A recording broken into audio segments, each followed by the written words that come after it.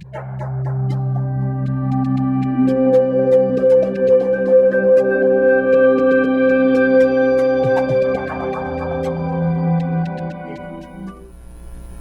Lord be with you. A reading from the Holy Gospel according to John. Jesus moved about within Galilee, but he did not wish to travel in Judea because the Jews were trying to kill him. But the Jewish feast of Tabernacle was near. When his brothers had gone up to the feast, he himself also went up, not openly, but as it were in secret. So some of the inhabitants of Jerusalem said, "Is he not the one they are trying to kill? And look, he is speaking openly, and they say nothing to him." Could the authorities have realized that he is the Messiah? But we know where he is from. When the Messiah comes, no one will know where he is from. So Jesus cried out in the temple area as he was teaching and said, "You know me, and also know where I am from. Yet I did not come on my own, but the one who sent me, whom you do not know, is true. I know him, because I am from him, and he sent me."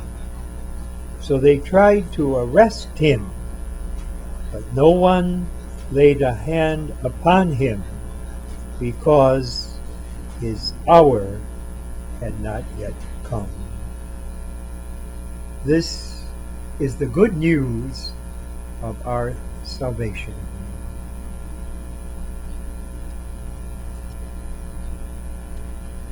If we study carefully the Gospel of St. John, we will find that periodically he uses this terminology at the end of this episode, where he went down to Jerusalem again, was teaching in the temple, but also this hostility, this hatred of him was growing.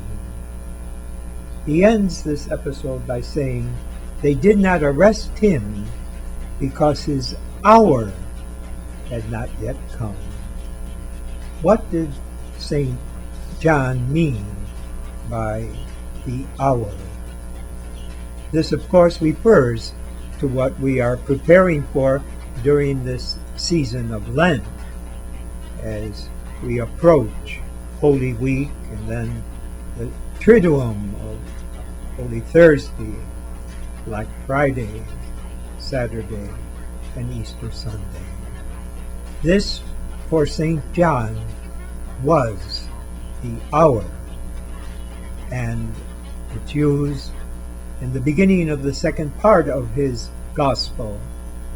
The first 12 chapters tell about Jesus' public ministry, beginning with the preaching of John the Baptizer, his baptism of Jesus, then the different miracles and teachings that are in the first 12 chapters.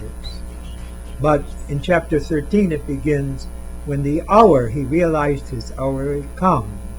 He began to prepare for that hour with the meal, the Last Supper, which was the first celebration of the Holy Eucharist. And therefore, what we have underlined in the teaching of St. John is the mystery of God's intervention. And this is very important in our understanding not only of the history of Jesus, the history of the Church, the history of our own city, our own parish, but our own individual spiritual lives. Our spiritual lives, our life in this world, is a combination of important events that transform our life and the period that goes between those events. And for Jesus, he was looking to the main event of his mission, which will be celebrated by us during our Holy Week.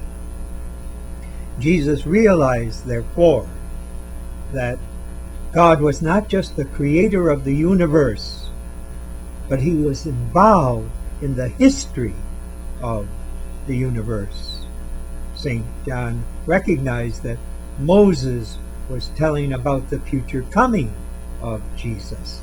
That King David, for example, was the father, the patriarch of the dynasty from which Jesus was to descend, and he was to be son of David as he entered into his mission and way of life.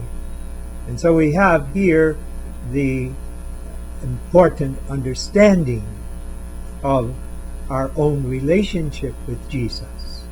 In our human life, we celebrate the birth, our birthday. We celebrate also Easter and Christmas, Independence Day. And in our own life, we have our anniversaries, our 25th birthday, or the 25th anniversary if we are married, of our wedding, or myself, the 25th anniversary or the 50th anniversary of my ordination or my religious vows. These are events, and they don't not necessarily mean celebrations which are joyful. You can have an accident, and that is also an hour in your life which can change. And then you can have a child born if you are married. That is an event, an hour, according to the terminology of St. John. So Jesus was being guided by his Heavenly Father, not in general, but in the whole dynamics of his life, preparing for this mysterious way in which he would fall into the abyss of human misery and experience all of human sinfulness and evil as a victim. There is nothing that we can experience of evil, failure, rejection, hatred, violence that Jesus in his own life did not experience. This was the hour of his mission, when he would celebrate the Holy Eucharist, the institution of the Holy Eucharist, at the Last Supper. And after that he would be arrested, tortured, and ultimately die on the cross, and among criminals, naked and beaten, nailed, crowned with thorns. But that was not the end of his hour. His hour would be completed when he, 3 days later, rose from the dead and is able to be with us now, alive and guiding our lives through important events and the time between them. Because he said at the end of St. Matthew's Gospel, I am with you all days to the end of the world. He is with us all days to the end of our earthly life to welcome us into eternal happiness.